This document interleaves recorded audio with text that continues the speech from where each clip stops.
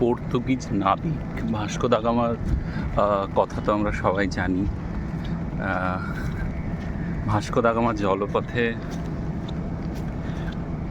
এসে পৌঁছয় কোঝিকোড, যার বর্তমান নাম, আগে ছিল কালিকট। সেই শহরে এসে উপস্থিত। এখানকার পাক্কাড় বীজে উনি অবতরণ করেছিলেন প্রথম ইউরোপীয়। উনি তো একজন নাবিক ছিলেন যিনি জলপথে ভারতবর্ষে এসে পৌঁছন, এবং তারপর একটা বাণিজ্য যাত্রার সূচনা হয়। প্রচণ্ড এখানে বৃষ্টি এবং জলের ঢেউ। এটা বেপোর সি বিচ। বৃষ্টির জন্য সবগুলো হয়তো ঘোরা হবে না, কিন্তু এটা অসম্ভব সুন্দর একটা সি বিচ, মানে মন ভালো করা একটা জায়গা। যে ভালো লাগছে, অনেকটাই হেঁটে এখান থেকে যাওয়া যায় সোজা।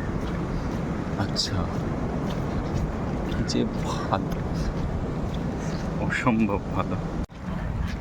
কেউ কোথাও নেই, পুরো ফাঁকা।